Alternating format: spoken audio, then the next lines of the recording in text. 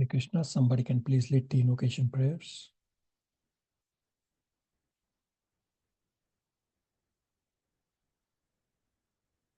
Prabhuji, may I do that one, please? Yeah, Chandan Prabhu, go ahead. Om Ajnanatimirandasya Jnananjana Chaksurandalitam Yena Tasmai Sri Guruve Namaha Sri Chaitanya Manovistam Sthapitam Yena Bhutale Swayam Rutva Kadamayam Dadati Swapadantikam Vande Ham Sri Guru Sri Yutapata Kamalam Sri Guru Vaishnavcha Sri Rupam Sagaratam Sahagana Raghunathan Vitam Tamsa Jivam Sadvaitam Savadutam Parijana Sakitam Krishna Chaitanya Devam Sri Radha Krishna Padam Saha Gana Lalita Sri Visakan Vitam Cha So Hare He Krishna Karuna Sindhu Dinabandhu Jagatpati Gopesa Gopika Kanta Radha Kanta Namostute Tapta Kanchana Gaurangi Radhe Vrindavaneshwari Vritapanu Devi Pranamami Hari Priye Vancha Kalpatarupyascha Kripa Sindhu Bhaya Ivacha Patitanam Pavanebhyo Vaishnavabhyo Namo Namaha Jai Sri Krishna Chaitanya Prabhu Nityananda Sri Advaita Gadadhara Sri Vasadi Gaura Bhaktarinda Hare Krishna Krishna Krishna Hare Hare Hare Rama Rama Rama Hare Hare Om Namo Bhagavate Vasudeva Om Namo Bhagavate Vasudevaya Om Namo Bhagavate Vasudevaya Hare Krishna.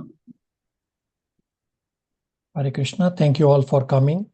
So today we will continue Srimad Bhagavatam, Canto 1, Chapter 17, from verse number 17 onwards. We did cover 17 and 18 last class, but we will cover those verses again for the context of the section of verses. But before that, I will first answer inquiries submitted by you all devotees, and we'll go from there. Let me bring up on screen.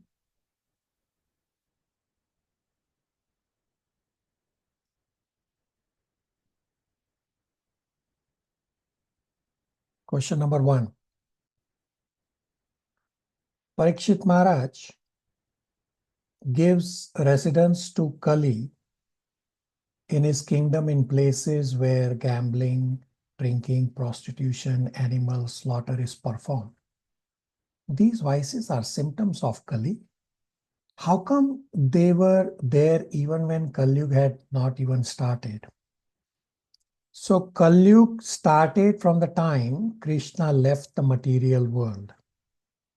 Hence, Yudhishthir also saw various bad omens, and therefore Yudhishthir and Pandavas decided to go back home to Godhead. So by the time of Parikshit Maharaj, Kali was already starting to flourish. Does that answer?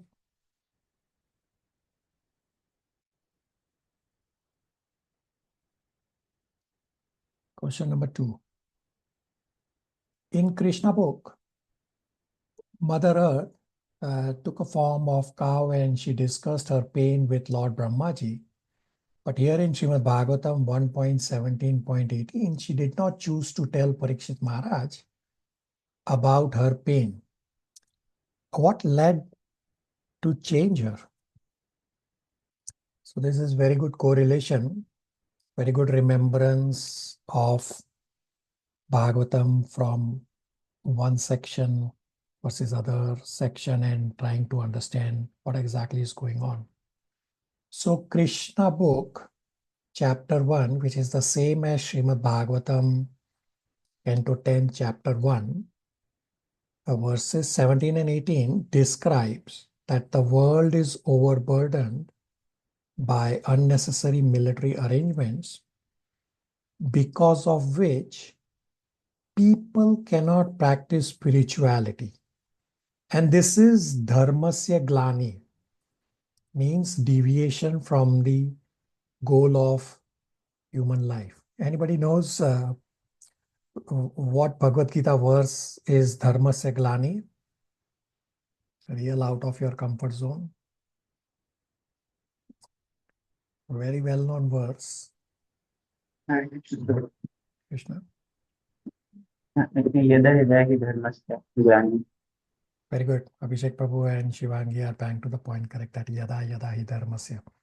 So I will bring up this Srimad Bhagavatam verse 10.1.17, where Prabhupada discusses the same verse, that this is dharmasya glani, deviation from the goal of human life. Hence, earth is pained because people cannot practice spirituality. So this was the difference. So earth's pain in Canto 10, Chapter 1, which is same as Krishna book, Chapter 1, is that earth cannot bear the pain that people cannot practice spirituality because of all the demon kings. Therefore, to invoke the mercy of the Lord, earth in the form of cow approached Brahmaji for relief of people on earth. So the focus is earth wants to benefit people by invoking the mercy of the Lord. So let's read Srimad Bhagavatam 10.1.17. Abhishek Prabhu, translation and purport.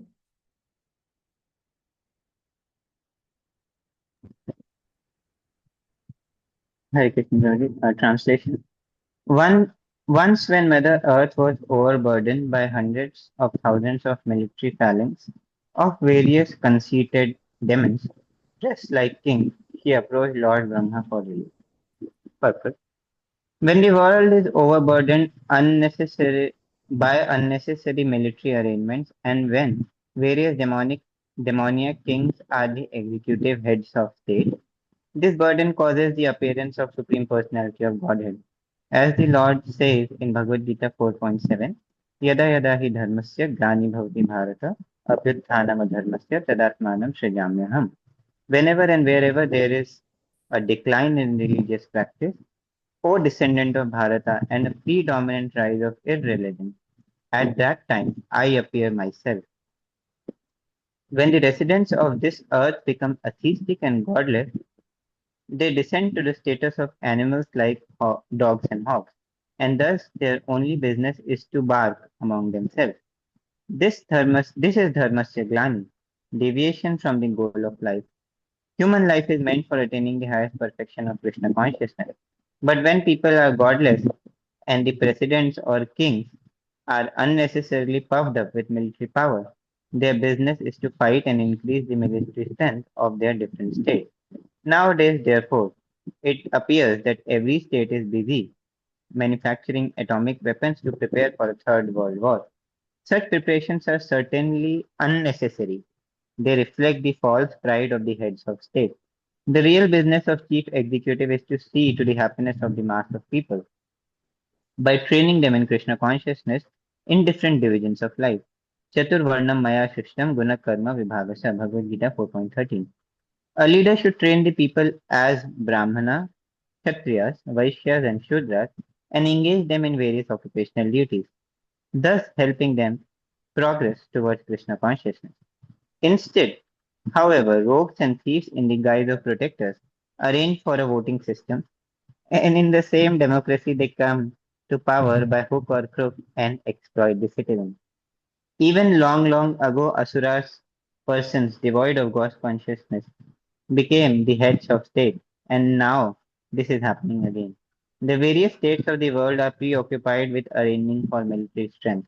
Sometimes they spend 65% of the government's revenue for this purpose. But why should people's hard earned money be spent in this way? Because of the present world situation, Krishna has descended in the form of the Krishna conscious movement. This is quite natural, for without the Krishna conscious movement, the world cannot be peaceful and happy. Very good. Abhishek Prabhu recites Sanskrit verses very nicely. So we read in the purport, the real business of executive head is to train everybody in Krishna consciousness. So this was Mother Earth's challenge, that people cannot practice spirituality because of demon kings, and to invoke the mercy of the Lord to remove the dharmasya glanir. That's why Mother Earth approached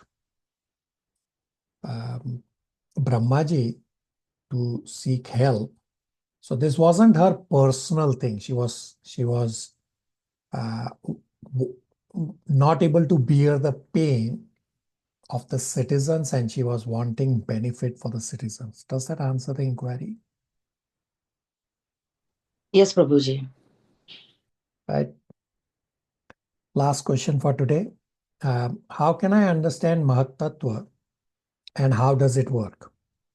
So in Srimad Bhagavatam, Canto 3, Chapter 26 is titled Fundamental Principles of Material Nature, as well as Canto 3, Chapter 27 is titled Understanding Material Nature. So in this Kapila Siksha section chapters, there is detailed description of material nature, and these are very, very heavy chapters.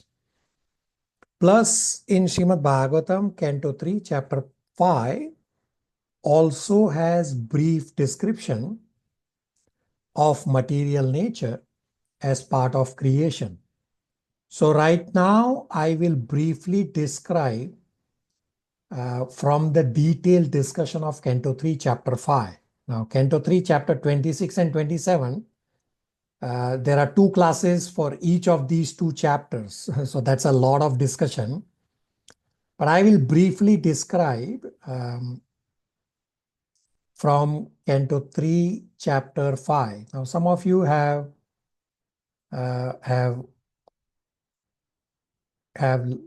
seen that Canto 3, Chapter 5 class recording, and you would realize that that's a pretty heavy discussion. So I'm only going to briefly describe rather than going into detail, because we'll be here forever otherwise. So visualize that, say when a child is playing, the parents get them a brick of clay.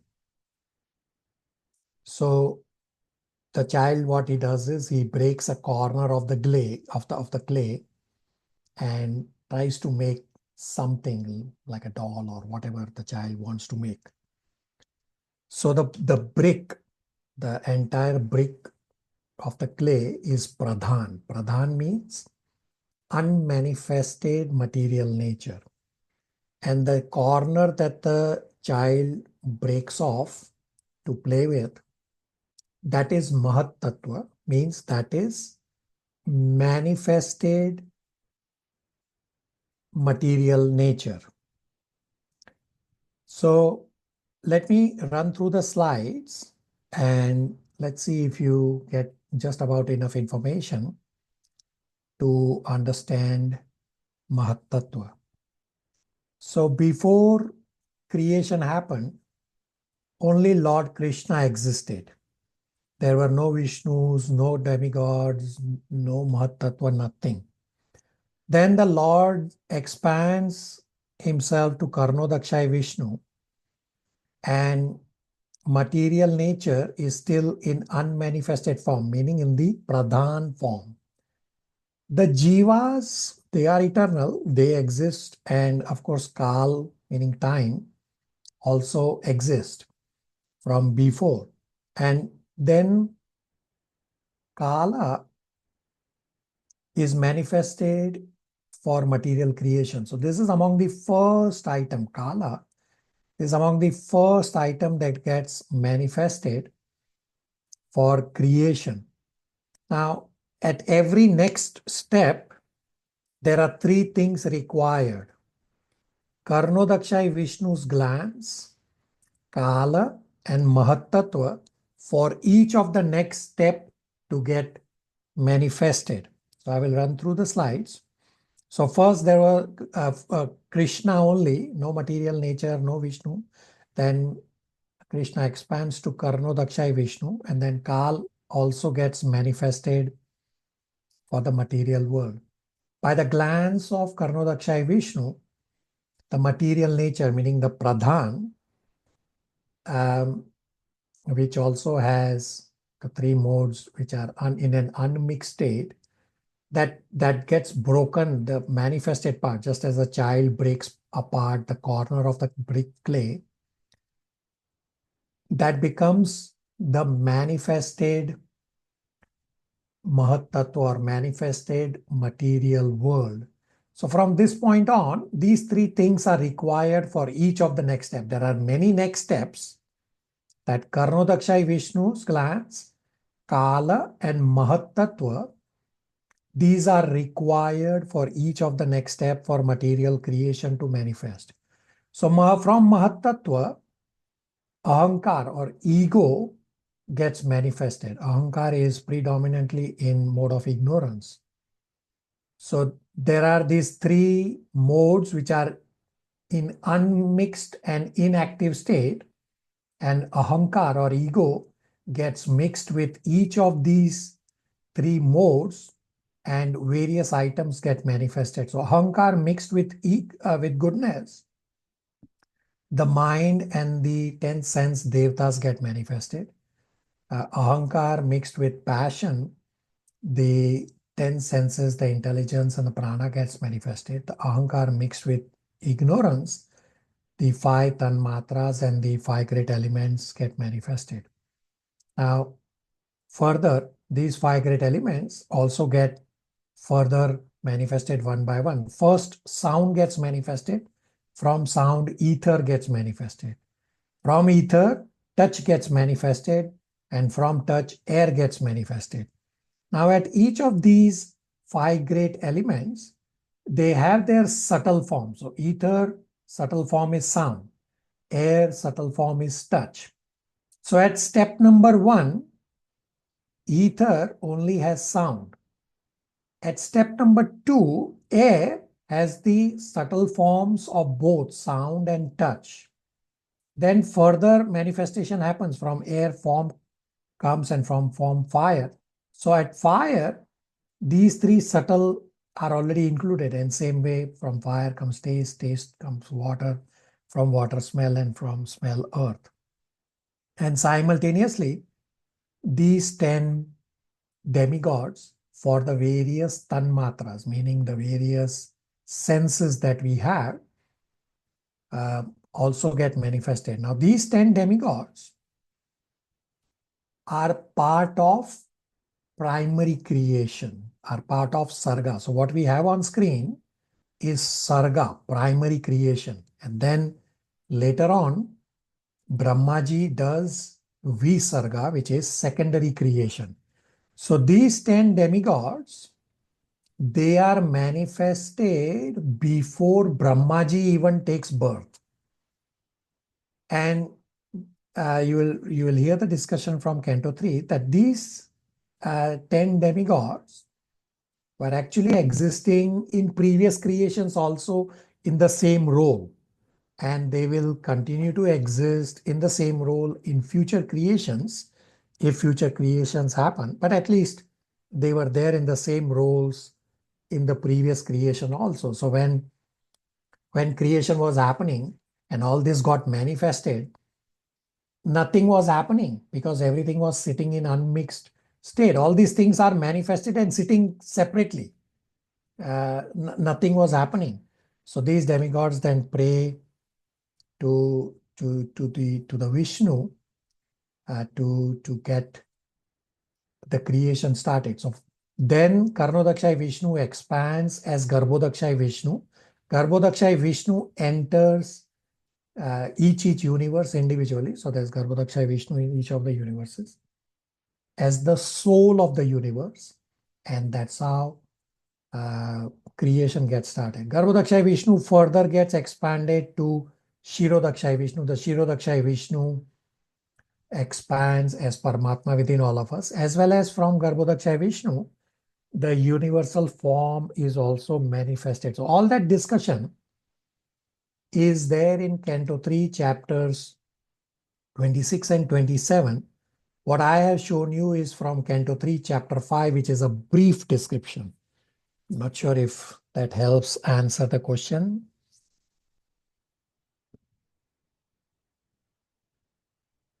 Hare Krishna. Yes, bro. Thank you. Very good. Nitya. Hare Krishna Prabhu. So in the primary creation, Sattva, whether devas are present, this is at Jiva Tattva level, right? In Mahatattva, that's question 1. And 2 is Sorry, hold intelligence, on. What's your first question? that the devas, the part of primary creation is still happening at material Mahatattva, correct? They are in the material, they're in the Jiva Tattva level, the devas? These 10 demigods? Yes.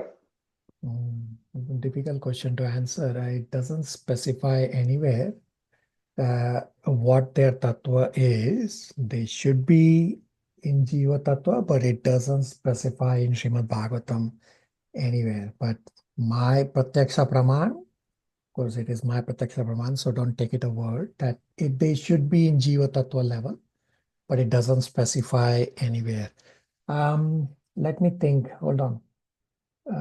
There was some discussion. I will have to even take back my response. There is some discussion on these demigods. I don't remember right now, so that I will not answer right now. I will park that question. Yeah, what's your further question? So devas are created as primary. Intelligence is not there. There is only mind and the 10 sense details. Intelligence comes in the secondary creation with the modes and the mode of passion. Intelligence, so there's no intelligence is created right here, like ahankar mixed with passion. You have 10 senses and intelligence also created. Okay, thank you so much. All right, everybody on the same page?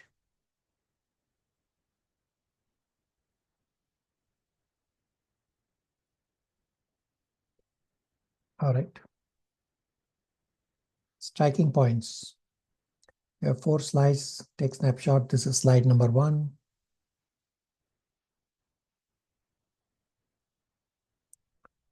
Slide number 2.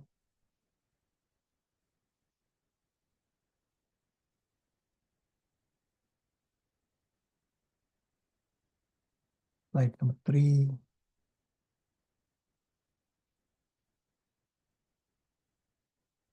And slide number 4.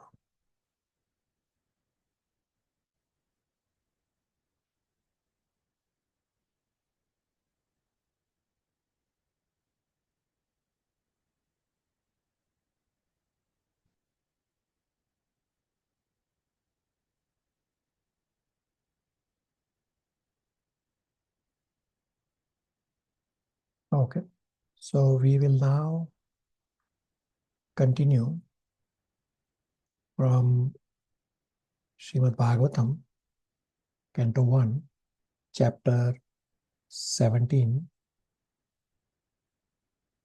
from verse number 17 onwards. So we discussed last class that chapter 17 is titled Punishment and Reward for Kali.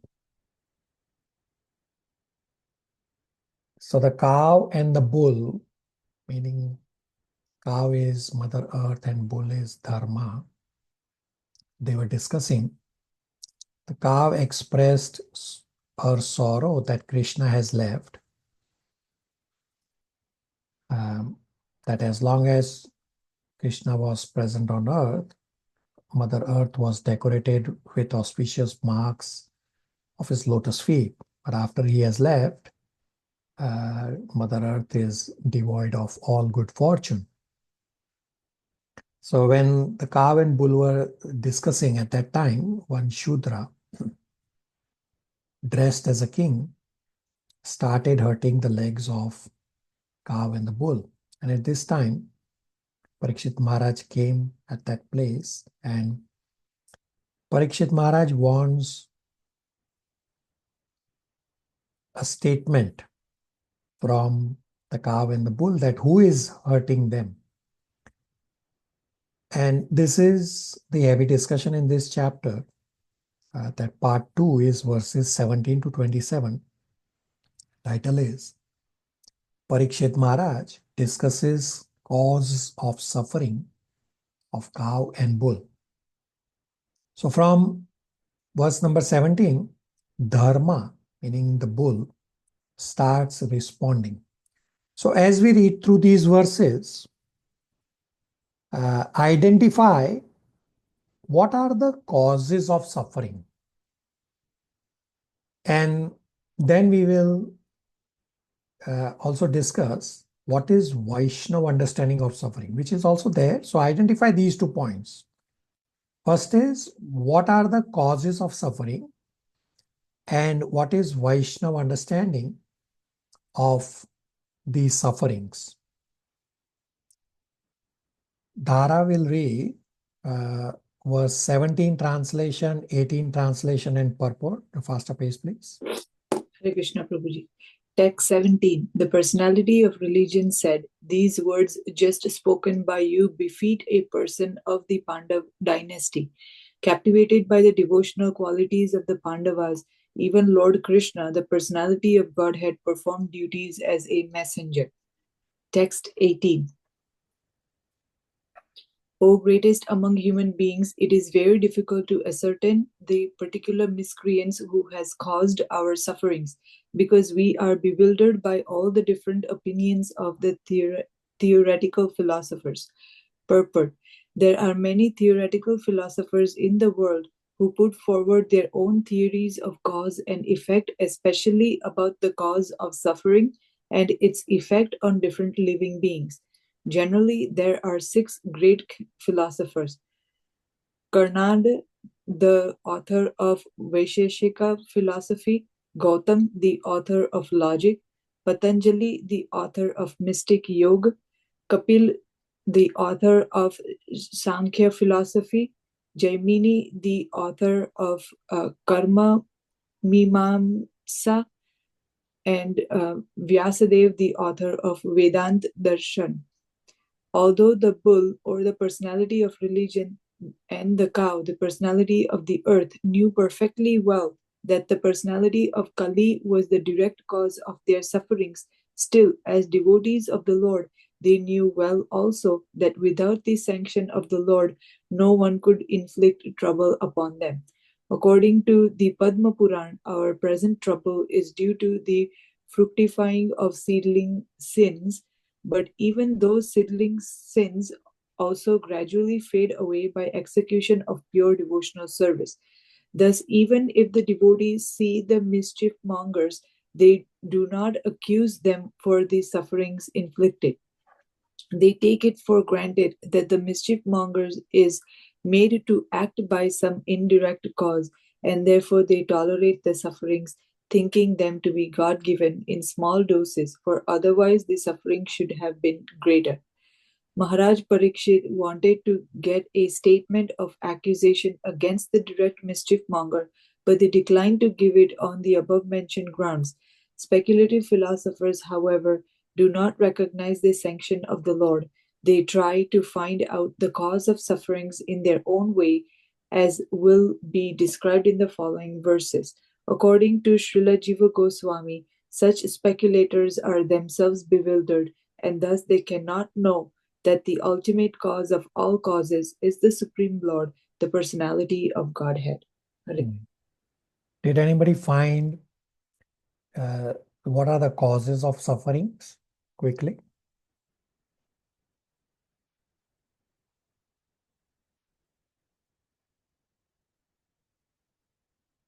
Some causes of suffering. Prabhu, it is the fructification of the seedling sin, and it is what leads to a suffer. Okay, very good. Anybody else? Anything else? Okay, so correct point. So that was one of the point.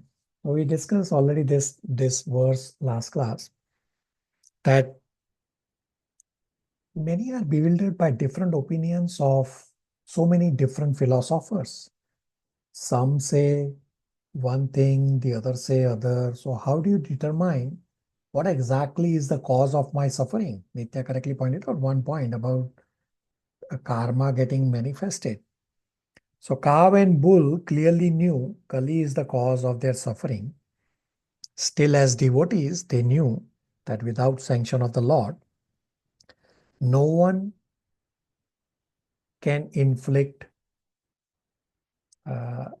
troubles.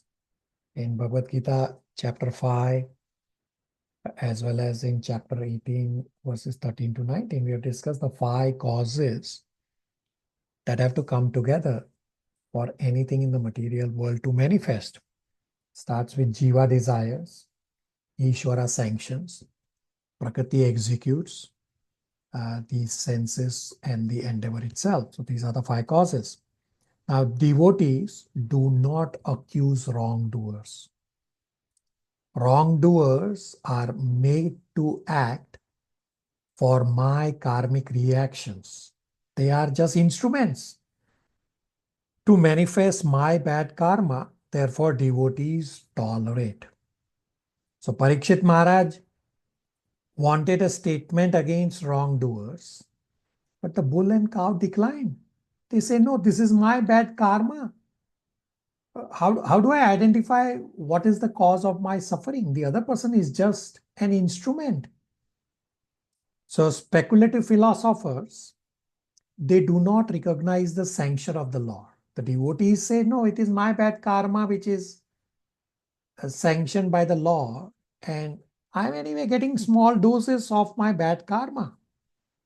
These speculative philosophers, they do not recognize the sanction of the Lord.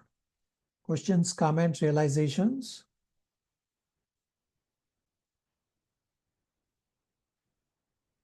All right. Verse 19, translation and purport. This discussion will continue about the various causes, and then we'll pause and summarize. Shivangi, 19, translation, purport, faster pace. Yes, Prabhuji. Hare Krishna. Text 19, translation. Some of the philosophers who deny all sorts of duality declare that one's own self is responsible for his personal happiness and distress.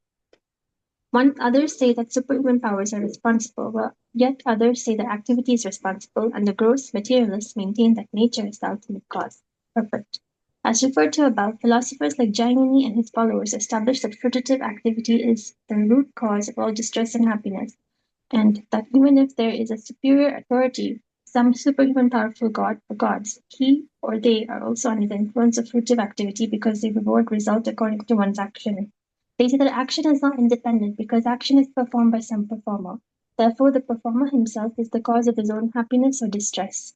In the Bhagavad Gita 6.5 also it is confirmed that by one's mind, freed from material affection, one can deliver himself from the sufferings of material pangs. So one should not entangle oneself in matter by the mind's material affections. Thus one's own mind is one's friend or enemy in one's material happiness and distress.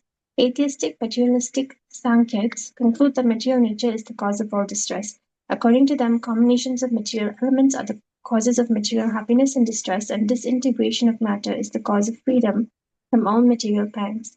Gautama and Kanada find that atomic combination is the cause of everything, and impersonalists like Ashtavakra discovered that the spiritual effulgence of Brahman is the cause of all causes. But in the Bhagavad Gita, the Lord himself declares that he is the source of the impersonal Brahman, and therefore he, the personality of Godhead, is the ultimate cause of all causes.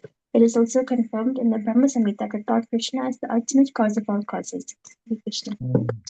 Did you find further reasons for suffering? There are so many given in this verse.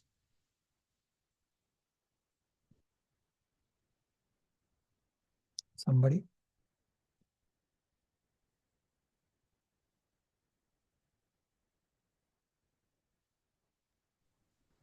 Hare Krishna Prabhu. Initially, it was mentioned that Germany and some philosophers like him, they consider fruitive activities to be the cause of suffering. Later on, at some point, it said that Ashtavakra and philosophers, they believe that Brahman is the cause of everything, and in the end, uh, Prabhupada describes that ultimately Lord Krishna is the cause of everything. Very good. So how do you ascertain what exactly is the cause of my suffering? And this is what is the important discussion. So let's discuss verse number 20, and then we will come back and summarize all the various causes that are described in all these verses. And what exactly is Vaishnava understanding? So we read all these causes. So as Vaishnavas and Vaishnavis, how do we come to a conclusion, and what is Vaishnava understanding of all these different causes? Divya, 20 translation and purport, faster pace. Hare Krishna. Verse 20 translation. There are also some thinkers who believe that no one can ascertain the cause of distress by argumentation, nor know it by imagination, nor express it by words. O sage amongst kings, judge for yourself by thinking over all this with your own intelligence. Purport. The Vaishnavites, the devotees of the Lord, do believe, as explained above, that nothing can take place without the sanction of the Supreme Lord.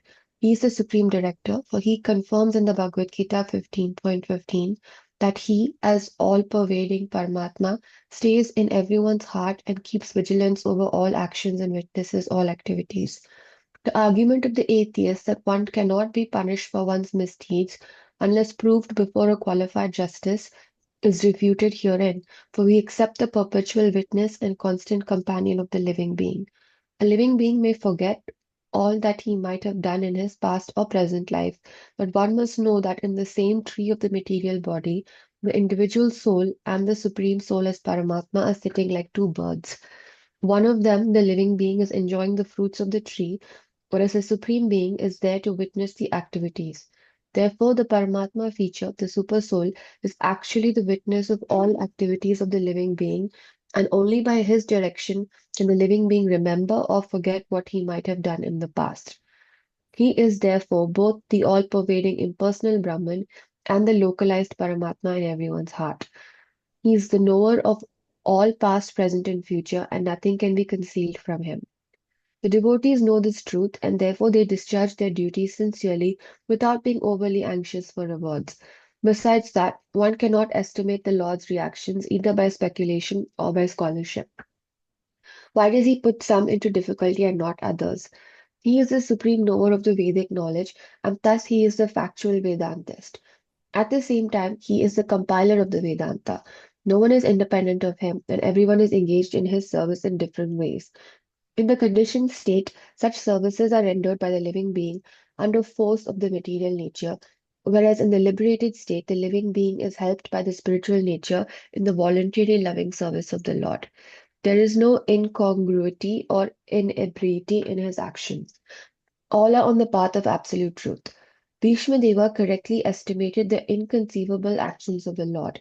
The conclusion is, therefore, that the sufferings of the representative of religion and the representative of earth, as present before Maharaja Parikshit, were planned to prove that Maharaja Parikshit was the ideal executive head because he knew well how to give protection to the cows, the earth, and the Brahmanas' religious principles, the two pillars of spiritual advancement.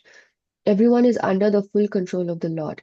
He is quite correct in his action when he desires something to be done by someone, irrespective of the consideration of the particular case. Maharaja Parikshit was thus put to test for his greatness. Now let us see how he solves it by his sagacious mind.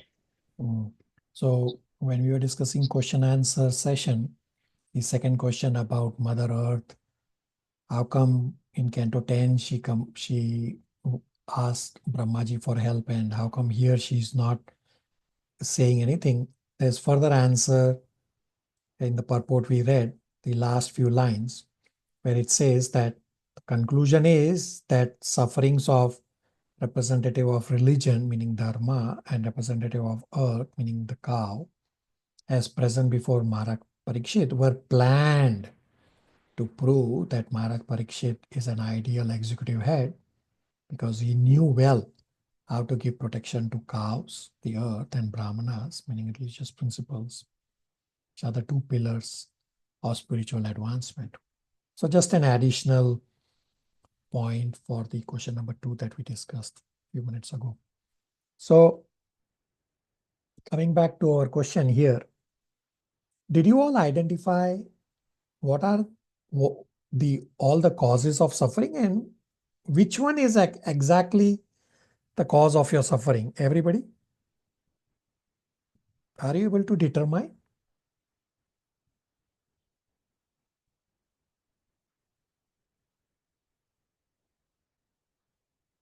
We are suffering because we want to enjoy material life. All right, so that is correct point.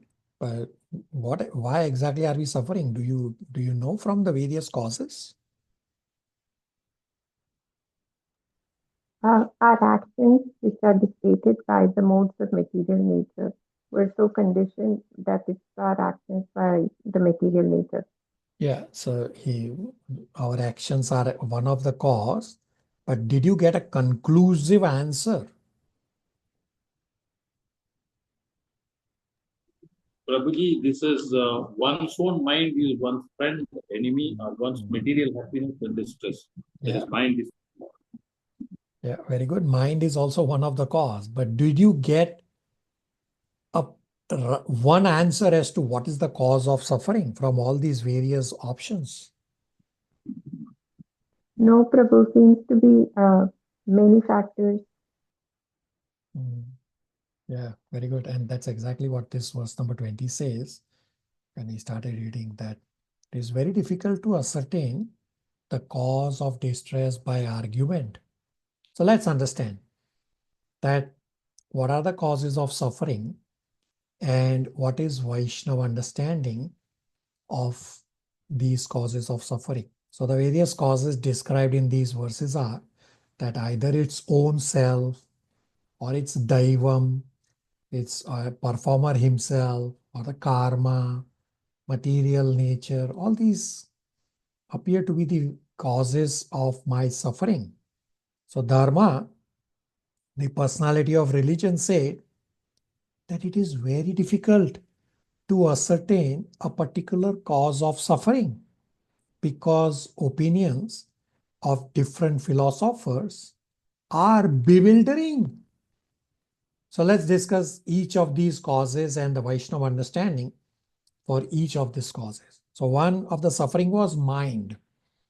That some philosophers say mind is the cause of happiness and distress because mind produces happiness and distress. So the Vaishnava understanding is that mind is dull matter. Mind does not have quality to direct the senses. Mind is connected to the soul, and without connection to the soul as well as to the super soul, mind cannot do anything.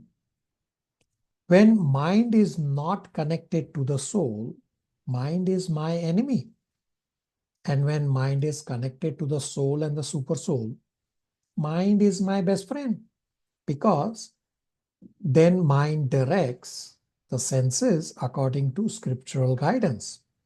In Bhagavad Gita 3.42 gives the correct hierarchy that soul is at the top. Soul gives direction to intelligence. Intelligence gives direction to mind. Mind gives direction to senses. Then the senses and body will be properly utilized in service of the Lord. Therefore, in Bhagavad Gita 6.5 says to deliver the mind with the help of the mind. So mind plays a crucial role in yoga practice. Therefore, we have to train the mind by yoga practice so that mind can deliver the conditioned soul from the entanglement of ignorance. Then the another cause given is performer himself. So some philosophers say that action is not independent because action is performed by a performer. Therefore, performer himself is the cause of his own happiness and distress, meaning the law of karma, our deeds are cause of suffering. So the Vaishnava understanding about this is that for any action, there are these 5 factors involved. That first, Jiva desires, super soul sanctions, Prakriti executes, the senses and the endeavor himself. So the performer himself alone is not the cause. And of these 5 factors, super soul's sanction is the most important, because without sanction of the super soul, no action can be performed. Then another reason for cause of action given is nature.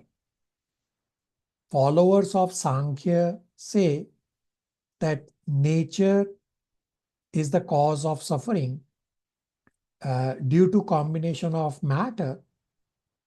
We get happiness and distress.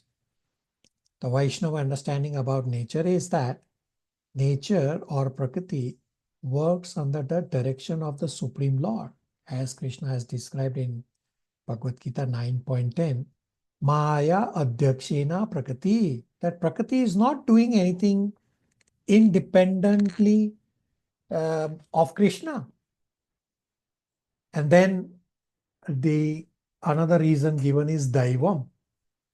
Some philosophers say that Daivam, some superhuman higher power, is the cause of suffering.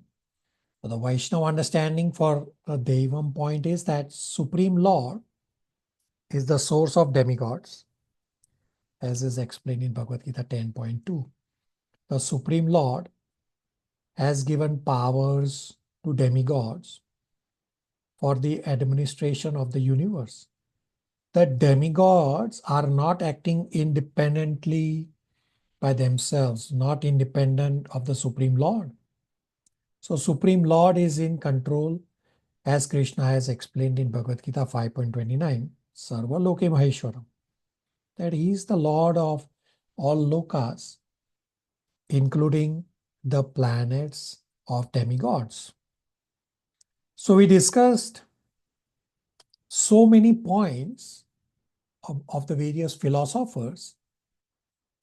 And now let's understand what is Vaishnava understanding and what's the conclusion from all these various causes. Vimal Prabhu, I'll come back to you in a minute. So the Vaishnava understanding and the conclusion is that nothing is possible without the sanction of the Lord. Speculative philosophers do not recognize the sanction of the Lord. Devotees do not accuse wrongdoers, because devotees understand that wrongdoers are made to act for my own karmic reaction, and the wrongdoers cannot act without the sanction of the Supreme Lord. Therefore, devotees tolerate. Example is Parikshit Maharaj wanted to get a statement against the wrongdoers, but as devotees, the bull and the cow declined to provide a statement. The cow and bull clearly knew Kali is the cause of the suffering. And as devotees, they knew that without the sanction of the Lord, no one can inflict troubles onto me. Devotees also know from Bhagavad Gita chapter 18 verses 13 to 19 that there are 5 causes for any action to manifest. And of these 5 causes, or these 5 factors, the super soul's sanction is the most important, because without his sanction, no action can be performed. Therefore, devotees, Vaishnavas, believe that everything is by the sanction of the Lord. A person may forget past and present actions, But as is described in Bhagavad Gita 13.23, the super soul is present in everyone as witness. Devotees know this fact. Therefore, devotees discharge their duties sincerely without being overly anxious for any rewards. So the devotee's attitude towards suffering is that even if devotees see mischief mongers, they do not accuse them for the sufferings inflicted, because one who identifies the perpetrator, he himself becomes the perpetrator. Devotees take it for granted that the mischief monger is made to act by some indirect cause. Therefore, devotees tolerate the sufferings, thinking the sufferings to be God-given in small doses. Otherwise, my suffering should have been greater. Vaishnav devotees understand that Supreme Lord is the ultimate sanctioner and witness.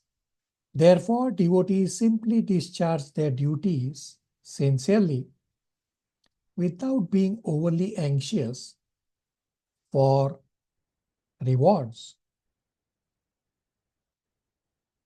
So, bull, meaning who is religion personified, therefore, the bull did not identify the perpetrator. And this is what we need to learn. This principle from the bull, meaning from religion personified, this is a very important learning for us. Devotees take it as God-given. The sufferings are God-given. And Bhishma Dev has also said in Canto 1, Chapter 9, verse number 16, that no one can understand the plan of Krishna. Why Krishna puts devotees in trouble? Because the dealings of Krishna and devotees is not known. When devotees suffer, the mood of the devotee is Srimad Bhagavatam 10.14.8. A very important verse. Tatte anukampam susamikshin smano. We'll read this. We have it on the screen as well. We'll read this in a minute.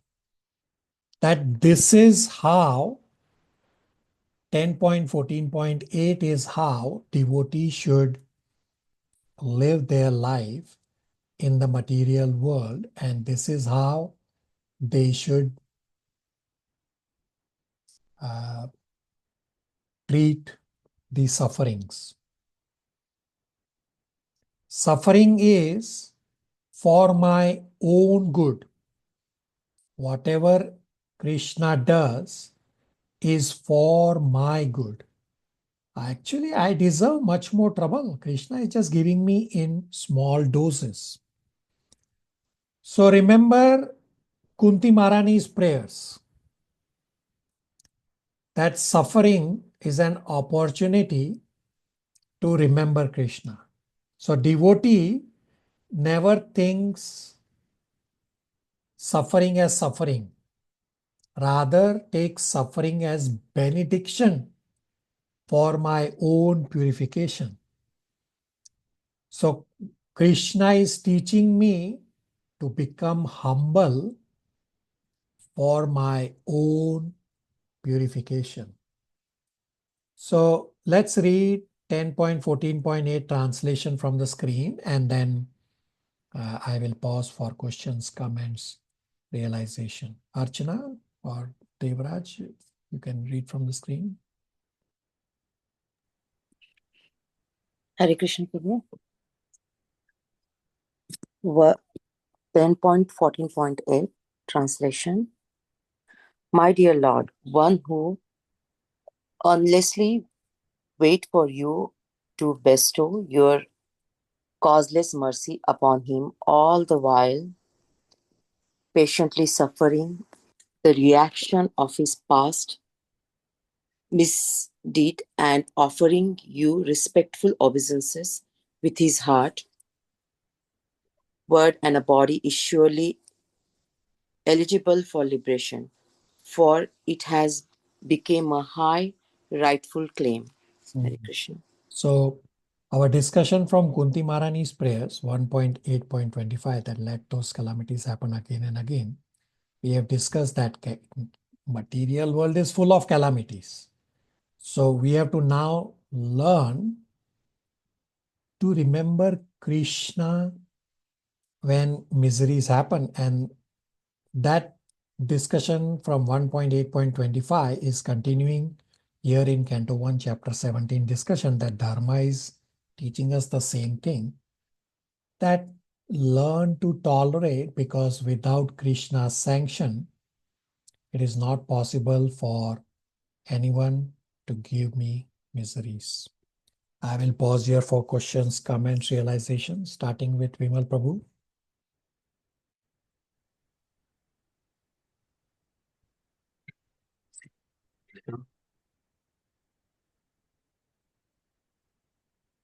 You hear me, Prabhu? Yeah, now, go ahead. So sufferings are blessing from Krishna? They are sufferings. Devotees take it as blessings because Krishna is giving the blessings for purification. It's an opportunity. Suffering is an opportunity for a devotee to remember Krishna. Just visualize yourself that when you are happy, at least applies for me, that when I am happy, I am wanting more and more and more of happiness. I am not thinking of God at that time. But when miseries happen, that's when my quality of my japa is very attentive. Otherwise, I am just doing right. So you visualize for yourself. So sufferings, devotees take it as blessings for purification. Vimal Prabhu?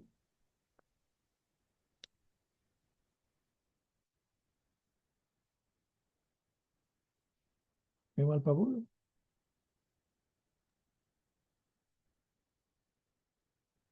We cannot hear you. Nitya? Prabhu, so for devotees, their sufferings are mitigated by the Lord, the karma-based less result. Sorry, repeat, what's your question? For the devotee, does God, reduce the results of karma, the sufferings mitigated? That's how the devotees see. But in reality, are the sufferings really mitigated by the Lord? Are the results reduced? Yeah, Krishna says in 18.66, Moksheshyami Masucha, that I will take away all your good and bad karma. And we have discussed this in Nectar of Devotion, that when you do devotional service, is like sowing a seed which is first fried, that you get very little. So many devotees present here who have done services, they have had many times little cut on their fingers. I have also had little cut on my fingers. So our karma is destined, meaning some bad incident was destined, and by doing devotional services, Srimati Radharani and Krishna, they reduce the misery to just a tiny cut. You put on a band-aid and you continue to go on. So misery is bound to happen because it was destined. But the degree of suffering is reduced, that you just get a little cut and you can go on. Plus, of course, I gave 18.66 where he says Moksha Shami Masucha. Nitya? Thank you, Prabhu. So Abhishek Prabhu has a question in the chat, that does this mean we should not retaliate against anyone who does wrong to us? So it's not that you don't retaliate. If somebody is trying to slap you or hurt you, no, you have to protect yourself. This is when somebody is in a subtle way trying to hurt you or cause you some misery, or say take away your services, or do something which is not necessarily physical, sometimes it's also physical also, just as in the examples of cow and bull. First, you have to understand that this is happening because of my own karma and Krishna has sanctioned. That's why the other person is acting the way he is acting. And first you tolerate, and beyond the tolerance point, you can bring it to the attention of authorities. And this discussion, some of you have attended this discussion at the start of Canto 3, that when somebody hurts you and you say, okay, now I understand, now I cannot tolerate and I should bring it to somebody's attention. This does not mean that you will jump on a horse and run at the speed of light to the authority that this so-and-so did something wrong. Or just wait for an opportunity. So those devotees who have attended, I have given my personal example that at the temple, Toronto temple, one of the devotee tried to do something wrong, because of which my services were taken away. There was nothing wrong with the services. It was just that this personal thing in this devotee's mind, because of which my services got taken away. Now, I clearly knew that this devotee is envious. I did not say anything. Even though I know that I should bring it to the attention of a senior devotee that so-and-so devotee is wrong, I did not do it. So I stood silent for more than 5+ years on this point until an opportunity became by itself. That's when I pointed out, I did not go to the senior devotee. An incident happened by itself where a senior devotee came to inquire about this point, and that's when I highlighted. So you can judge that we have to learn to tolerate. I am giving you my example. I tolerated for 5+ years. Even though I was not at fault at all. This devotee has been envious against me for many, many years, has been doing wrong for many, many years. I tried to keep a distance, but he is in the temple. He is in a position of authority. So I cannot do beyond a point. So we have to learn to tolerate. And when we have to speak or bring this point to somebody's attention, don't just jump on a horse. Wait for the opportunity to come up by itself. Abhishek Prabhu and everybody.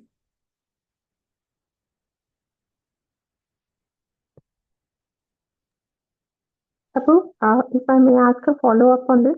Yeah. So you had said that physically, yes, we need to protect ourselves. So there are times when you are a bystander to something that you witness, that causes irreparable harm to somebody. I'm not talking a devotee, not subtle. I'm talking about, it may not be even physical, but still irreparable harm. We cannot then just be an innocent bystander, right? We do have to, we do need to rise up and make a complaint and let the right things happen. Yeah, so you have to again judge according to the circumstances. Now, if you have the ability to help, by all means, you should help.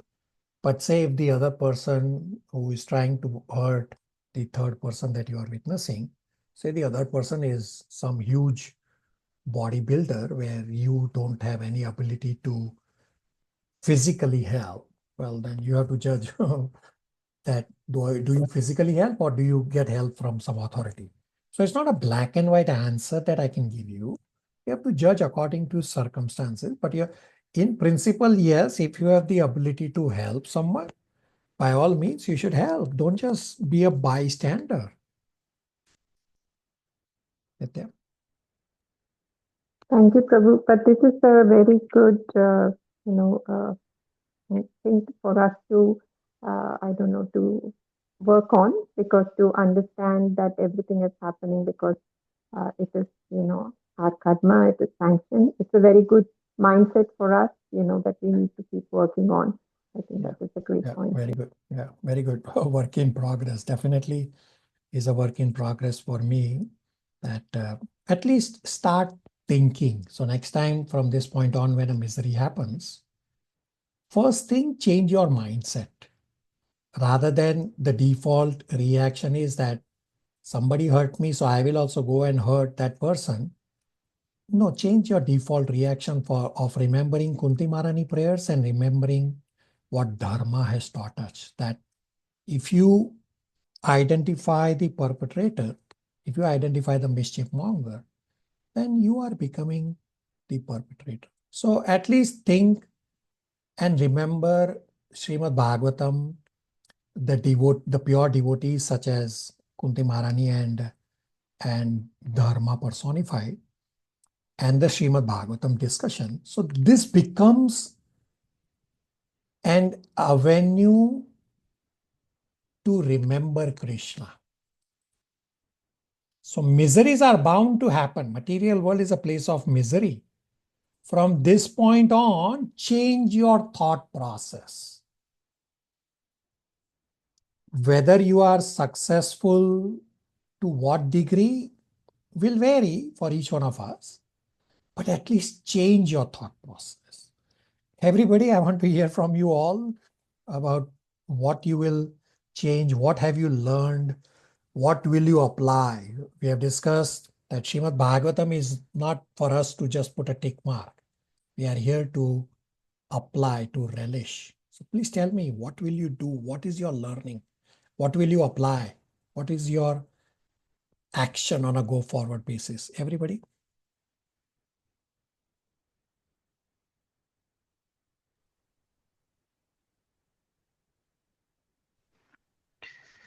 Hare Krishna, Prabhuji.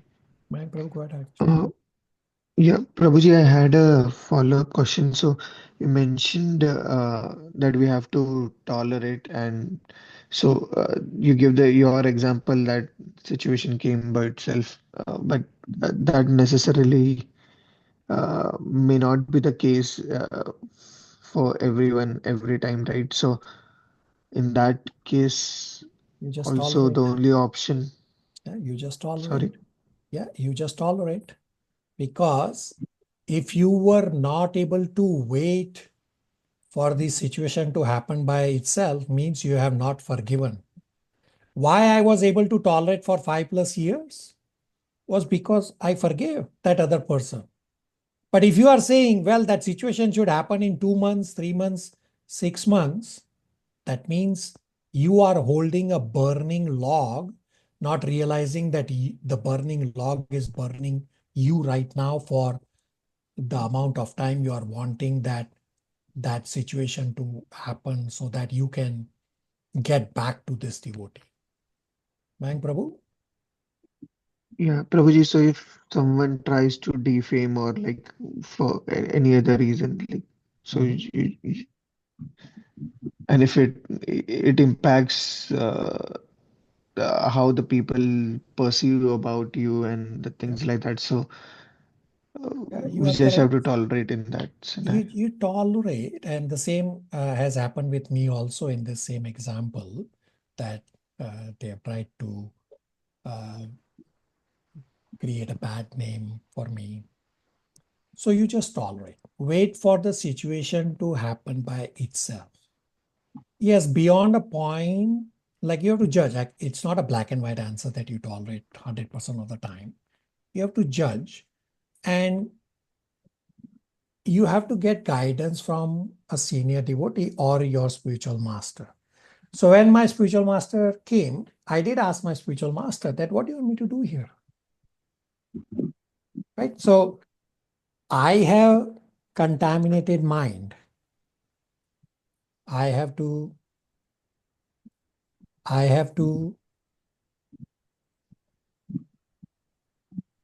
get guidance from a senior devotee. Fine, Prabhu. Yes, Prabhuji, I got it. Like, or just leave the place, or maybe. Yeah. So that's also an option. You can just leave the place. That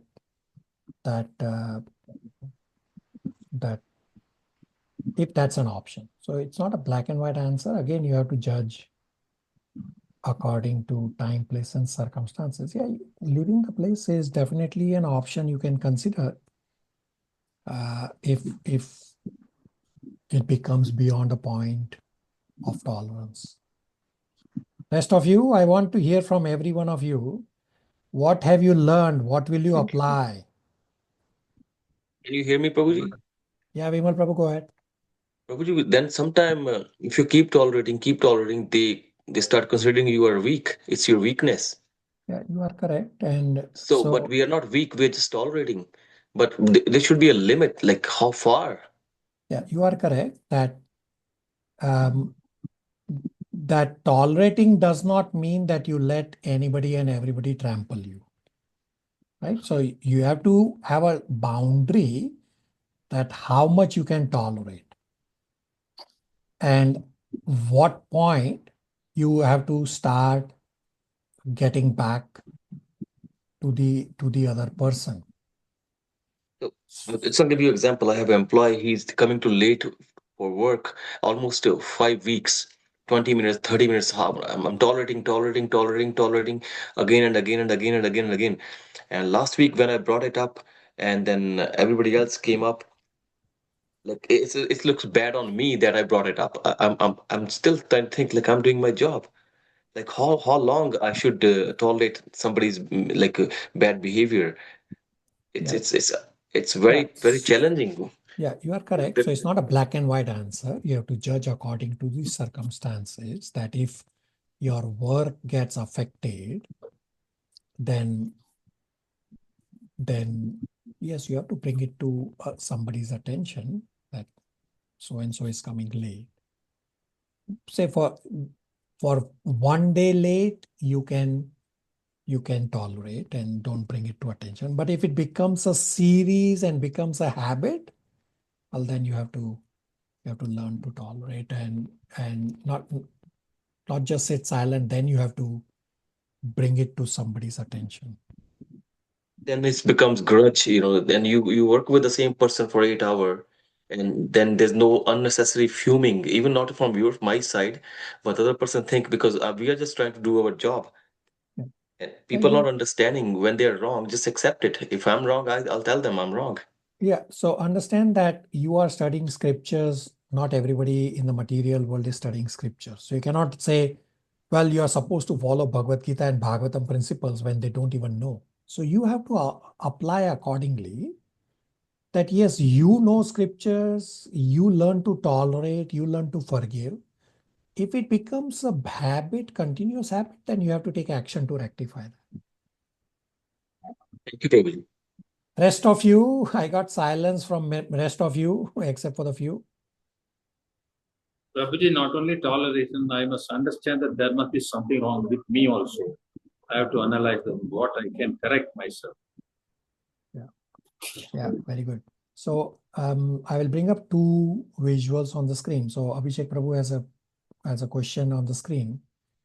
How do we learn to forgive? So let's read what we have on the screen. Who wants to read? Dipanshu Prabhu? Yes, Hare Krishna. Forgive others not because they deserve forgiveness, but because you deserve peace. Hare Krishna. Right. So I gave the example that if you are not forgiving others, means you are holding a burning log to hurl onto the others, not realizing that the burning log is actually hurting you till the time you hurl that log onto somebody else. So focus on yourself. Recognize that whatever the other person did is because of my own bad karma.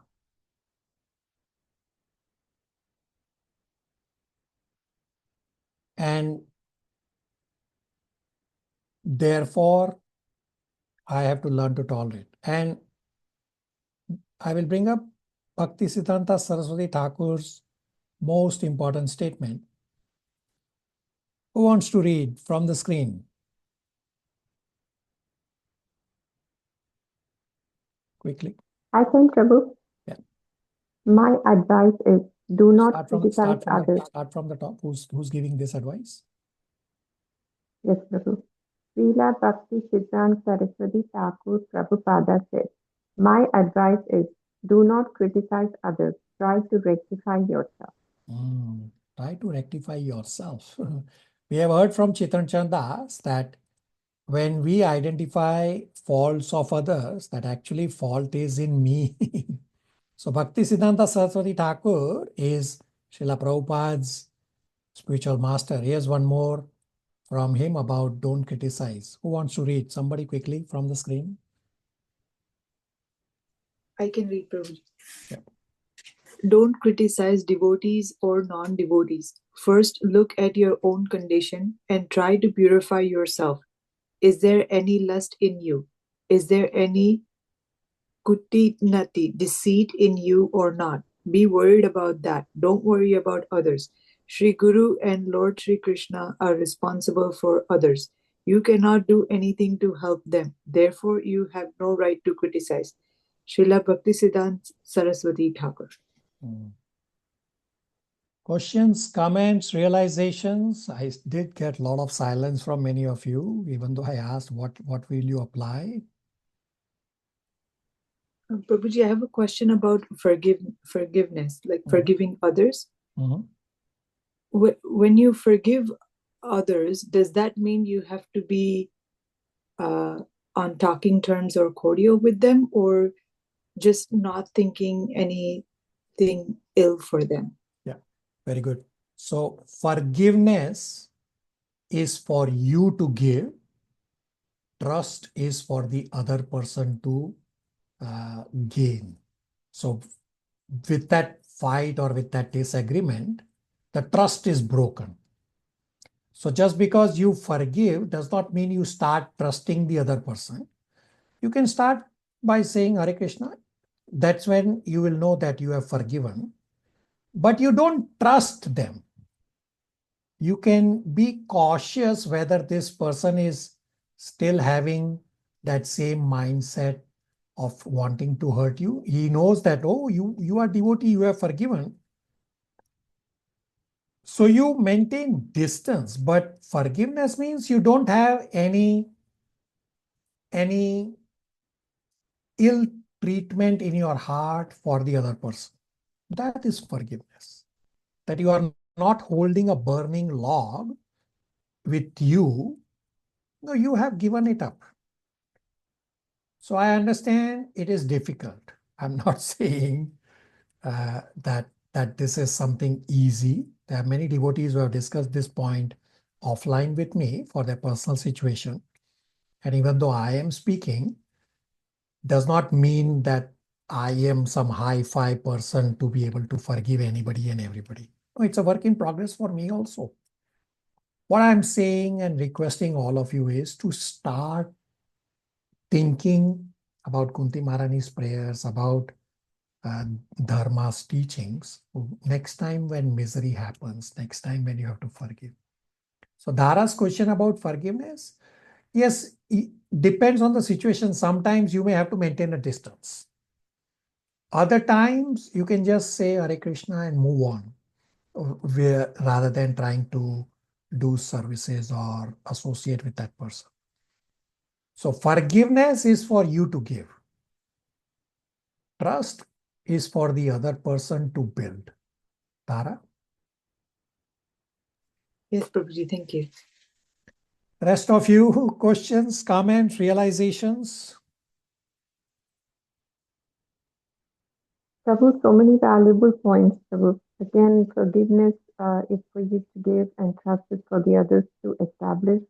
And just a very humble realization, can also see this in my current, scenario at work and everything. And I know that I'm dealing with it very differently now than I would have done 3 years ago before I started this journey. I definitely know that. So thank you so much. Yeah, you are correct that you have to apply according to time, place, and circumstances, and apply what you are learning. Very good. All right, let's continue reading from verse 21. Malti will read 21, 22, 23 translations. Hare Krishna. 21. Who can be worthy of the name of Supreme Lord but the personality of Godhead, Sri Krishna? Brahmaji collected the water emanating from the nails of his feet in order to award it to Lord Shiva as the worshipful welcome. This very water, the Ganga, is purifying the whole universe, including the Lord Shiva. Text 22. Self-controlled person who are attached to Supreme Lord Sri Krishna. Malti, where are you reading from? Chapter 17, 21, 22, 23. Sorry, I was on 8. My apologies. 17.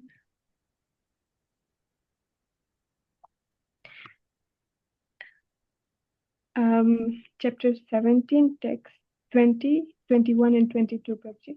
21, 22, 23. 21.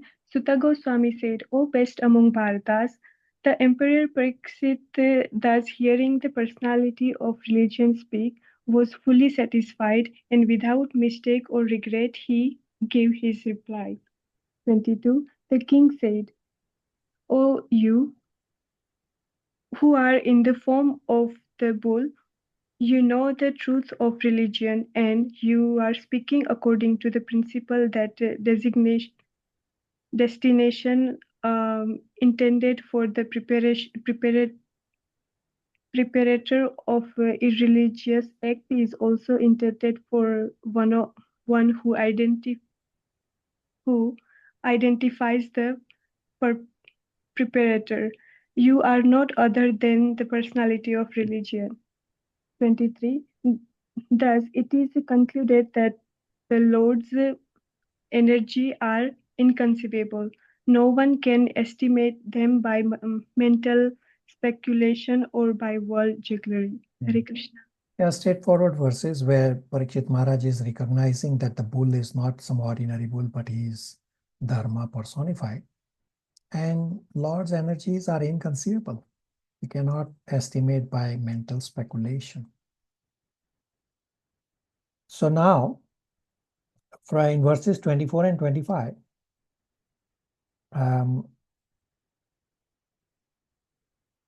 describe the principles of religion and some more symptoms of Kali, as well as how to conquer Kali. Vimal Prabhu, 24, 25 translation and 25 purport, faster pace. Hare Krishna Prabhu, text 24. In the age of Satya, your truthfulness, your 4 legs were established by the 4 principles of austerity, cleanliness, mercy, and truthfulness. But it appears that 3 of your legs are broken due to rampant irreligion in the form of pride, lust for women, and intoxication. Text 25. Thus, you are now standing on one leg only, which is your truthfulness, and you are somehow or the other hobbling along. But girl personified Kali, flourishing by deceit, is also trying to destroy that leg. Oh, purport for 25? Yeah, 25 purport. 25 purport. The principle of religion do not stand on some dogmas or man-made formulas, but they stand on 4 primary regulative observance, namely austerity, cleanliness, mercy, and truthfulness. The mass of people must be taught to practice these principles from childhood.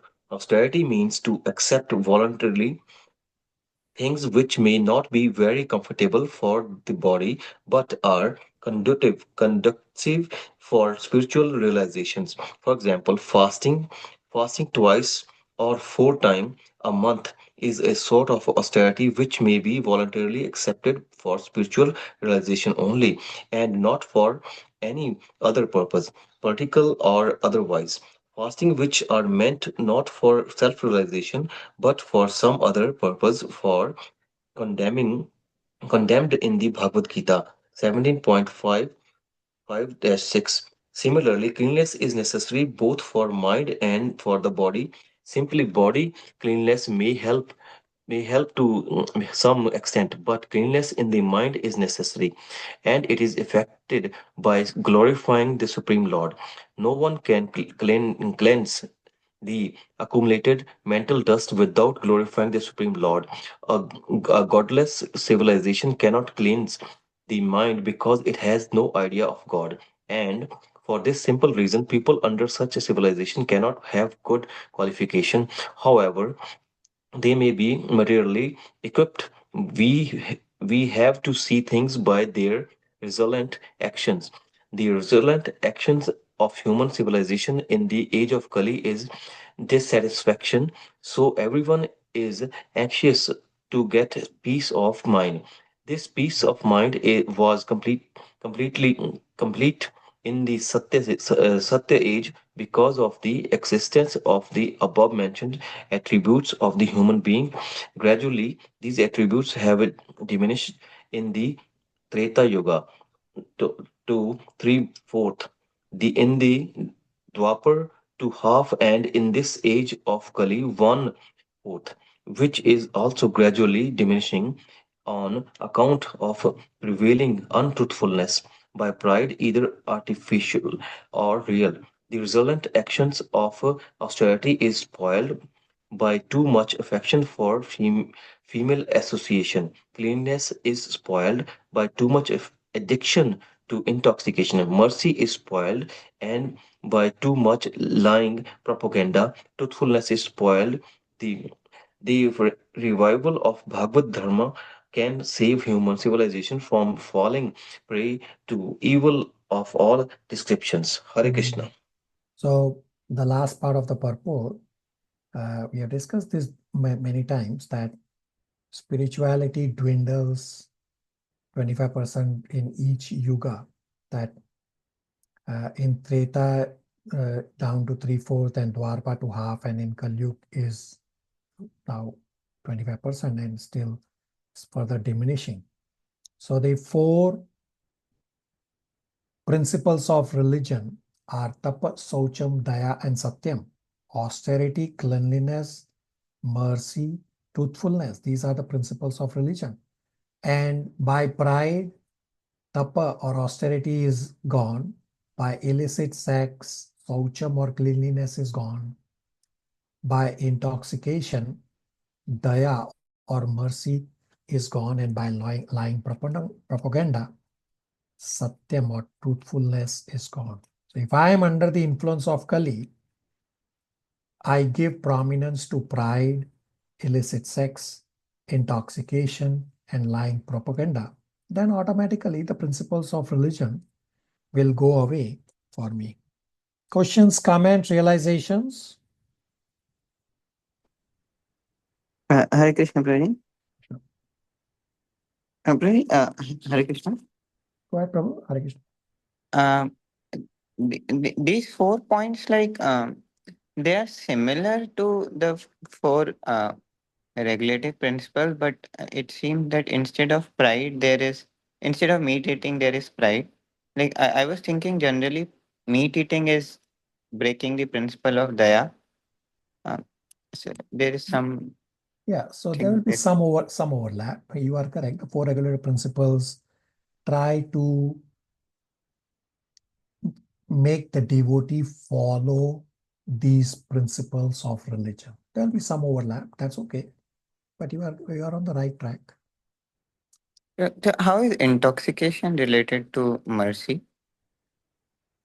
So if you are intoxicated, then you don't realize that you are supposed to not kill animals for your tongue's taste. So generally those who are intoxicated, they also end up eating meat. So mercy is generally known when you treat animals as equal citizens. And this example is given in Ramayana, that when Lord Ram came back from exile and Bharat was ruling the kingdom.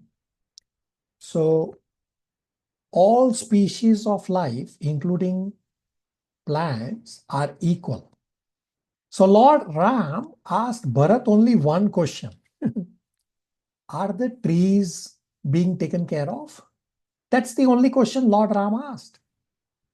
Because if trees are taken care of, trees have no way of responding back. So if the trees are taken care of, that means everybody else is taken care of. Abhishek Prabhu?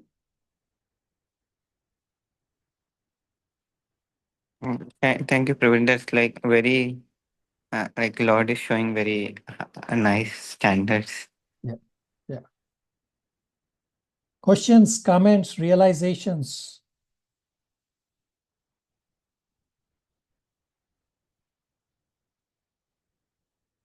All right. So One more question from previous part. These six philosophers, are they devotees? Because like we hear Lord Kapila's name, maybe others also in devotion part. So they will be in different degrees. Lord Kapila is, of course, Krishna himself, and Lord Kapila has given devotional Sankhya. So other philosophers, they will have particular role to play. Now, for example, what's the name I'm looking for the Mayavadi? Sankaracharya. Now, Sankaracharya is known as Mayavadi, but actually he was doing it on Lord's instruction. What had happened, if you step back in history, what had happened was there were so many different religions, so many different paths, and Shankaracharya, even though he is Mayavadi, was preaching Mayavad, by that process, he actually brought many of the religions together. So he narrowed down some of them. So you have to understand according to the circumstances rather than blindly accepting what they are doing is right or wrong. Abhishek Prabhu?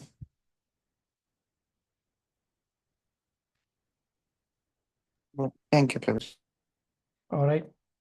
Let's continue discussing. I was wanting to discuss some part of chapter 18, but looks like we may not be able to do that. Let's try to finish at least chapter 17 today. So now the symptoms of Kali and the solutions are also described in this chapter. Matan Prabhu, 26, 27 translations.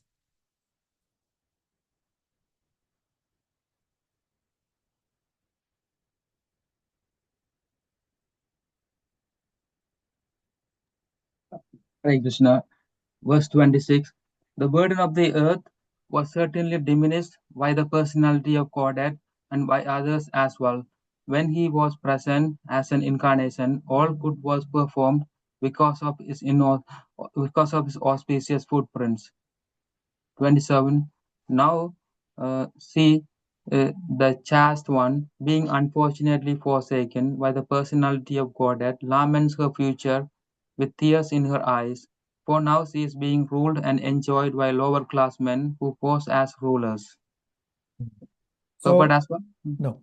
So these verses and the purports have detailed description about the symptoms of Kali as well as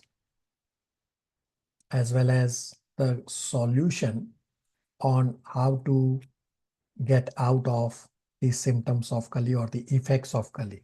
So I will describe few points. So this discussion actually started from verse number 24, and I will describe few points. You can read the purport later by yourself. In essence of time, I will just describe the points. So 26-27 described about the symptoms as that deluding energy Maya is always captivating the conditioned souls to become prey to the fire of delusion. Resultant action of human civilization is that everyone is unhappy. In Kali Yuga, the four principles of austerity, cleanliness, mercy, and truthfulness have reduced to 25%. By pride, austerity is spoiled. By too much affection to opposite members of sex, cleanliness is spoiled. By too much addiction, mercy is spoiled. And by too much lying propaganda, truthfulness is spoiled. So how do you conquer Kali? One is to surrender to the Lord. By surrender, you are following the instructions, but understand that surrender is also not easy. Surrender is possible for persons who follow the four principles of religions of austerity, cleanliness, mercy, and truthfulness. So develop these principles of religion. Persons with these four qualities will be competent to get away from Maya, as was evident from people in Satyug with these four qualities. So the four regulative principles of ISKCON are obviously to conquer the symptoms of Kali. Now, people cannot check evils of pride, illicit sex, intoxication, lying propaganda by statutory acts and police vigilance. It is very difficult. Srila Prabhupada gave this live example that the hippies of America, who were the initial disciples of Srila Prabhupada, that society had given up on them. Nothing would work to get them out of their intoxication and their lifestyle. But Srila Prabhupada gave them prasad, taught them philosophy, and look now, they are not only well cultured, they are bona fide spiritual masters. So statutory acts and police vigilance does not help. It is the higher taste that that gets people out of the symptoms of Kali.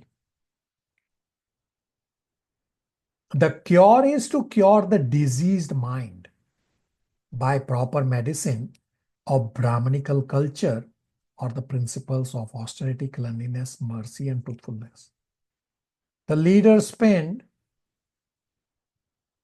at least 50% of their wealth to educate the misled people in God consciousness. If this would happen, then the knowledge of Srimad Bhagavatam, then certainly Kali will be defeated. So preaching Srimad Bhagavatam will automatically render all men austere, clean inside and outside, merciful to the suffering, and truthful in daily behavior.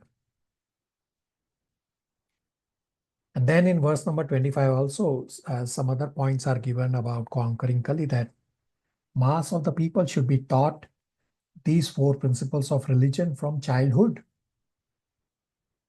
Austerity is conducive for spiritual realization. Now, fasting, which is not for self-realization, is actually condemned. We have discussed this in Bhagavad Gita 17.5 and 6, that austerity which hurts the person or the super soul and the soul within the body, well, that austerity is actually demoniac. Body cleanliness can be helpful, but cleanliness of the mind is more important and necessary. Mind can be cleansed by glorifying the Supreme Lord, by discussing Krishna Katha, and by chanting Hare Krishna Mahamantra. And revival of Bhagavad Dharma can save human civilization from the evils of Kali Yuga.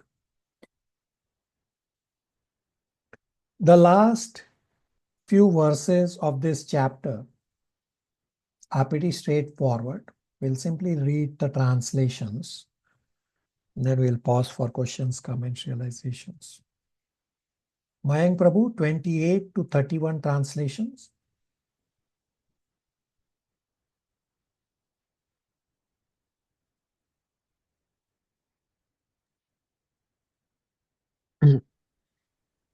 Hare Krishna. Text 28. Maharaja Parikshit, who could fight 1,000 enemies single-handedly, thus pacified the personality of religion and the earth. Then he took up his sharp sword to kill the personality of Kali, who is the cause of all irreligion. Text 29. When the personality of Kali understood that the king was willing to kill him, he at once abandoned the dress of a king and, under pressure of fear, completely surrendered to him, bowing his head. 30.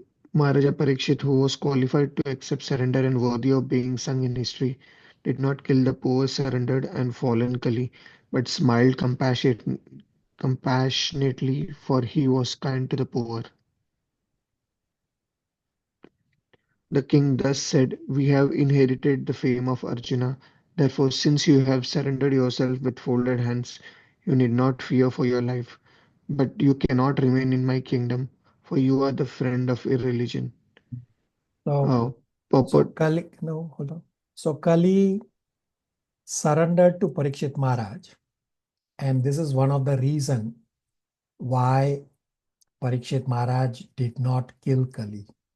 As well as the other reason is that Parikshit Maharaj as devotee knows that this is the plan of the Lord.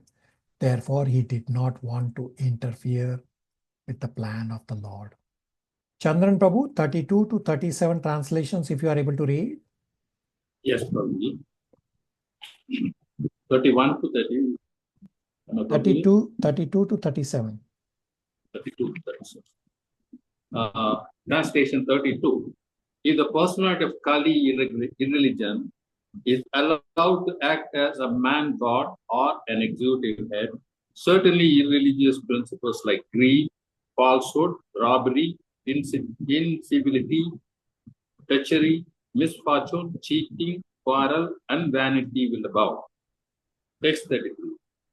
Therefore, O friend of irreligion, you do not deserve to remain in a place where experts perform sacrifices according to truth and religious principles for the satisfaction of the Supreme Personality of Godhead.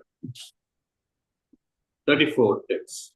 In all sacrificial ceremonies, although sometimes a demigod is worshipped, the Supreme Lord Personality of Godhead is worshipped because he is the super soul of everyone and exists both inside and outside like the air.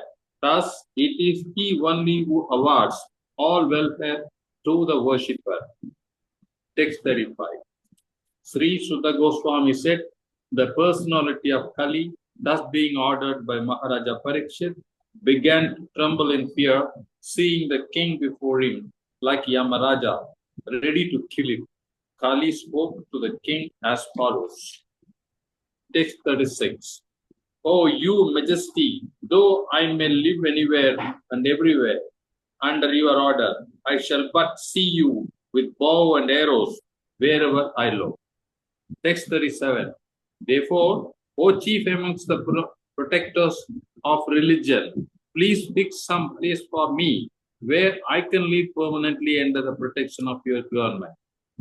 Text 38. So, hold on.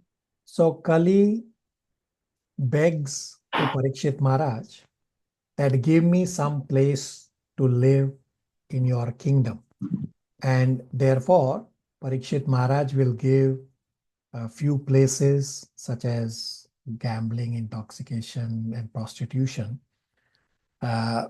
places as the place for for Kali to live. So these are basically what the regulative principles of ISKCON teach us to stay away from.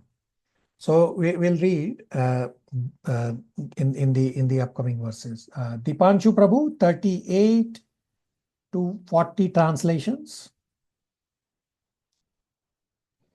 Hare Krishna. Suta Goswami said, Maharaja Parikshit, thus being petitioned by the personality of Kali, gave him permission to reside in places where gambling, drinking, prostitution, and animal slaughter were performed. Text 39. The personality of Kali asked for something more, and because of his begging, the king gave him permission to live where there is gold, because wherever there is gold, there is also falsity, intoxication, lust, envy, and enmity. Text 40. Thus, the personality of Kali, by the directions of Maharaj Parikshit, the son of Uttara, was allowed to live in those 5 places. So these 5 places, meaning gambling, drinking, prostitution, and animal slaughter, plus wherever there is gold, are the places where Kali is allowed to live. And in the purport, Prabhupada goes on to explain the prostitution of state economy. Is very nicely explained in the purport. You can read by yourself, which is purport number 40. 40 or 39, one of the, 39. Prabhupada explains the prostitution of gold, or the prostitution of the state economy, where every government prints money, more money than what they should be, just because they have a printing press.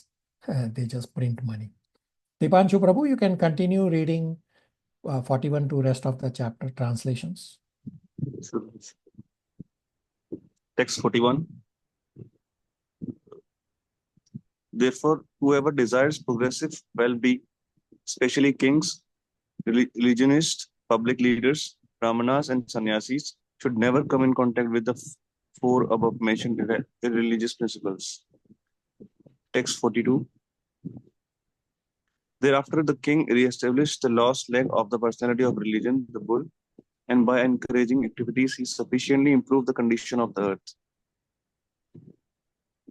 Text 43-44. The most fortunate emperor Maharaj Parikshit, who was entrusted with the kingdom of Hastinapur by Maharaj Yudhishthir when he desired to retire to the forest, is now ruling the world with great success due to his being glorified by the deeds of the king of the Kuru dynasty. Text 45.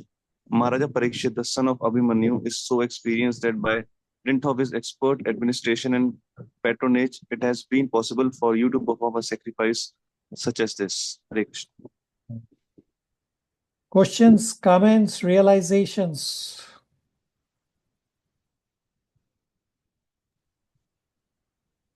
Krishna Prabhu. Abhishek Prabhu, go ahead. In one part, it is written that Kali influences people to do sinful activity. Earlier, we also discussed this, like Maya gives us, only brings situation in front of us. So how does this influence thing happen? The influence is that you get miseries, and your karma is chosen in that way, that you are acting the wrong karma. Influence is the same as the circumstances coming in front of you. You still have the free will, but the inclination from before that you have helps you to go on the wrong track just because that lucrative circumstance is in front of you. Abhishek Prabhu?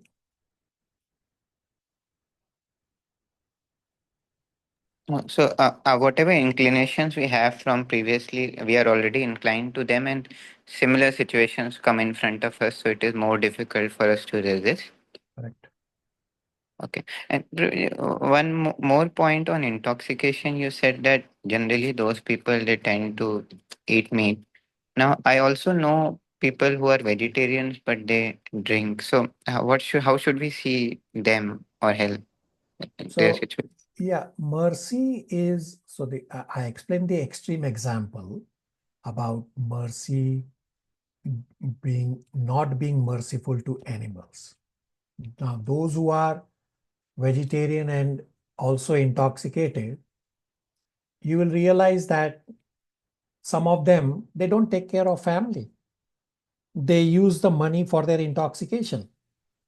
How is that merciful for their family? No, they're supposed to help the family also progress on the path of spirituality. Instead, they use the money for their intoxication and even hurt them, or may not physically hurt them, but at least get angry on them that give me the money so I can drink. Well, that is not being merciful. So merciful is not just being hurting animals. If you read Bhagavad Gita chapter 13 verses 8 to 12, where the qualities are described that we have to develop, one of the paragraph, I think should be paragraph number 3 or 4, somewhere around there. One of the paragraph is on non-violence.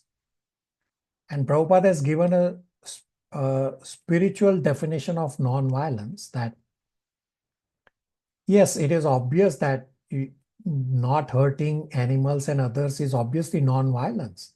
But real non-violence is that if you have the ability to help somebody progress on the path of spirituality, and if you are not doing that, well, that is violence. Abhishek Prabhu?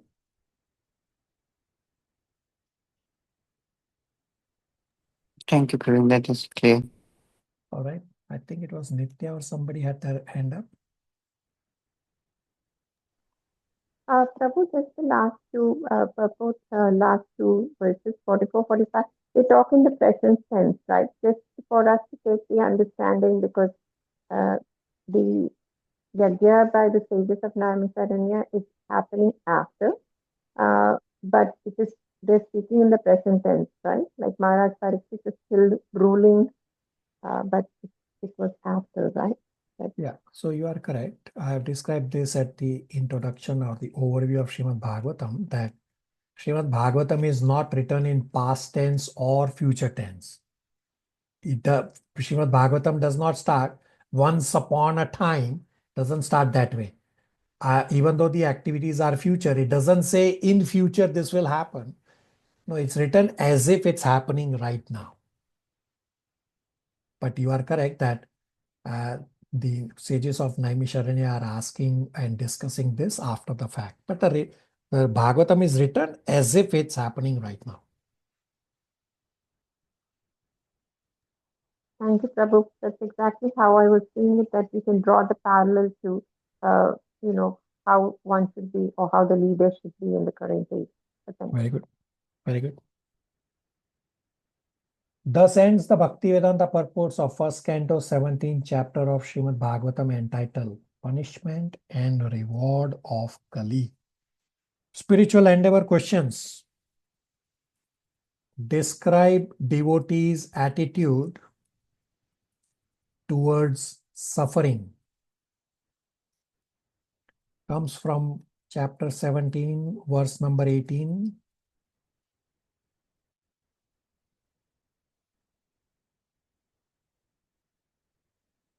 Next question, from chapter 17, verses 24 to 45. Identify symptoms of Kali and how to conquer Kali.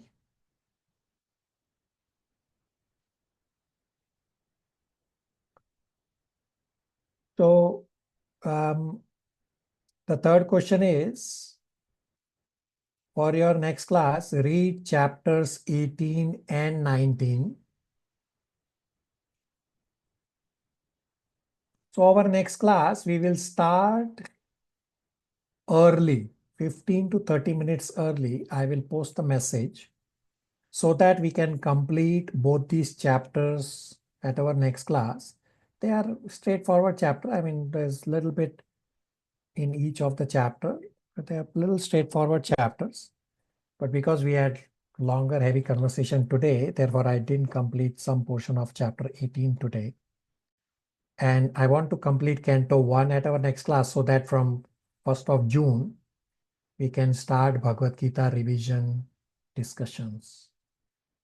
On the Google Excel for Bhagavad Gita, many of you have chosen your Bhagavad Gita chapter presentation. Thank you. There are still few spots left. You are welcome to choose. So follow the message in the chat about the next class starting a little early, so that we can finish Canto 1 at our next class. Pragya, I had a question. Prabhuji, can you kindly repeat questions 1 and 2? All right. The homework question number 1: describe devotee's attitude towards suffering. Chapter 17, verse 18. And then from chapter 17, verses 24 to 45, identify symptoms of Kali and how to conquer Kali. Pragya? Prabhuji, verses 24 to 45, right? Correct. Thank you. Everybody on the same page? We are just getting about 9 o'clock here in Toronto time. Prabhuji, if you don't mind, the Kali that on Google chat, I have not received. Is it possible to send? Chandan Prabhu, repeat, what's your question? The chart, the subjects to be selected for the presentation, Google chart. Yeah. Somehow I have not received that one. But I chose my subject and I will forward it to you, Prabhuji.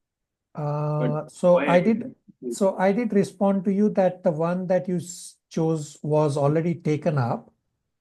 So you can choose. I have sent you the link. I can send it to you again. Please. So please. I sent it to both of your emails. Check your Gmail and your office email. Check the junk folder. Sometimes these messages go into junk folder. And I have it on screen as well. I got the copy with me, but to fill it up, that I didn't have the Google. Yeah, so just go on to the Google link and just populate what you want to populate. Now, also understand that all of you should recognize that after chapter 7, the count that you have is not the same count. So for example, if you look at chapter number 9, the count was devotee number 9 because we have one yoga ladder in between. So ensure that the chapter that you have selected is what you want to present, because from chapter 7 onwards, the devotee count that I had here was off by one count. Or for example, if you look at chapter 10, it says the devotee count is number 11 because we had yoga ladder 1 as an additional count. So ensure that what you are presenting or what you have put your name as is what you think you will be presenting, and adjust accordingly. So right now, the slots that are open that I can see right now is chapter 10, then chapter 13, and chapter 16. These are the slots that are open. So Chandan Prabhu, you can check on these, or you can connect with me offline if you want something different. Yes, Prabhuji, I noted down. All right.